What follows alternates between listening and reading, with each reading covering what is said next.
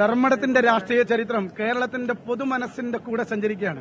ഞാൻ തുടക്കം മുതൽ കേരളത്തിൽ ഞാൻ പറഞ്ഞു ധർമ്മടം പിടിക്കും, ധർമ്മടം ജയിക്കും. പക്ഷേ അത് ഏറ്റുപറയാൻ ആരും ഉണ്ടായിരുന്നില്ല. ആ പ്രചരണ രംഗത്ത് പോലും സ്ഥാനാർത്ഥി എന്ന നിലയിൽ ഒറ്റയ്ക്ക് പ്രചരണം നയിക്കേണ്ടി വന്നു ഇവിടുത്തെ നേതാക്കന്മാരും പ്രവർത്തകർക്കും.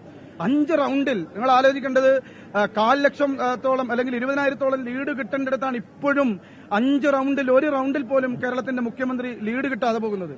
പ്രവർത്തന സ്വാതന്ത്ര്യമുള്ളിടത്ത്, പ്രവർത്തിക്കാൻ സ്വാതന്ത്ര്യമുള്ളത്, ഞങ്ങൾക്ക് പോസ്റ്റർ ഒട്ടിക്കാൻ പറ്റിയെടുത്ത്, ഞങ്ങൾക്ക് വീട് കയറാൻ പറ്റിയെടുത്ത്, ഞങ്ങൾക്ക് വോട്ട് ചോദിക്കാൻ പറ്റിയെടുത്ത്, സ്ഥാനാർത്ഥി എന്ന നിലയിൽ എനിക്ക് പര്യടനം നടത്താൻ പറ്റിയെടുത്ത് മുഴുവൻ ഇതാ കേരളത്തിലെ ലോകത്തിന്റെ മുഴുവൻ മലയാളികളുടെ മുന്നിലും അഭിമാനത്തോടു കൂടി പറയാണ് UDF-ന് വേണ്ടി UDF-ന്റെ പ്രവർത്തകർ ലീഡ് പിടിച്ചിരിക്കുകയാണ്.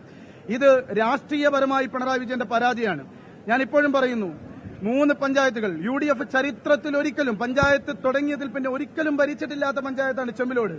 എല്ലാ കാലത്തും ഇടതുപക്ഷത്തിന്റെ കൂടെ ശക്തമായി നിന്ന പഞ്ചായത്താണ് അഞ്ചരക്കണ്ടി. പിണറായി വിജയന്റെ വീടിരിക്കുന്ന പഞ്ചായത്താണ്. നിങ്ങൾ അത് റിപ്പോർട്ട് ചെയ്യണം. പിണറായി വിജയന്റെ വീടിരിക്കുന്ന പഞ്ചായത്തിലാണ്. വേങ്ങാട് പഞ്ചായത്തിൽ പോലും പിണറായി വിജയൻ ലീഡ് നേടിയിട്ടില്ല. എന്തിനാണ് പിണറായി വിജയൻ കേരളത്തിനകത്ത് ഇനി രാഷ്ട്രീയ പ്രവർത്തനം നടത്തുന്നത്, ജനങ്ങളെ ഫേസ് ചെയ്യുന്നത് എന്ന് പിണറായി വിജയൻ ലോകത്തോട് തുറന്നു പറയണം. അദ്ദേഹത്തിന്റെ വീടിരിക്കുന്ന വേങ്ങാട് പഞ്ചായത്തിൽ അദ്ദേഹം പറയിൽ പോയിരിക്കുന്നു. അദ്ദേഹത്തിന്റെ ബൂത്തിന്റെ വീടിരിക്കുന്ന പരിശോധിക്കുന്നേ ഉള്ളൂ. അദ്ദേഹത്തിന്റെ വീടിരിക്കുന്ന പഞ്ചായത്തിൽ പോലും ജനങ്ങളെ വിശ്വാസം നേടാൻ അദ്ദേഹത്തിന് സാധിച്ചില്ലെങ്കിൽ ഈ തെരഞ്ഞെടുപ്പിന്റെ മുഴുവൻ പരാജയവും അത് ഏറ്റുവാങ്ങിയിട്ട് അതിന്റെ ഉത്തരവാദിത്വം ഏറ്റെടുത്ത് അദ്ദേഹം മാറി നിൽക്കണം.